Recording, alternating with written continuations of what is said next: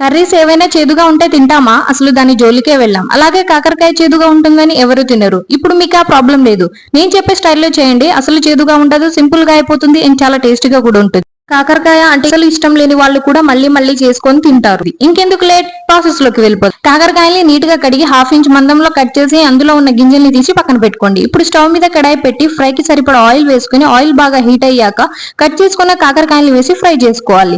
బాగా ఫ్రై అయ్యాక తీసి పక్కన పెట్టుకోండి. ఇప్పుడు అదే కడాయిలో మసాలా కోసం ఒకటి కట్ చేసి పెట్టుకున్న ఆనియన్, కొన్ని కాకరకాయ గింజలు, మినపగుండ్లు, జీలకర్ర, ధనియాలు వేసి కొంచెం సేపు ఫ్రై అయ్యాక కొద్దిగా పసుపు, చింతపండు, 10 వెల్లుల్లి రెబ్బలు వేసి బాగా ఫ్రై అయ్యాక 2 స్పూన్స్ కారం, సరిపడా సాల్ట్ వేసి మిక్సీ పట్టుకోవాలి.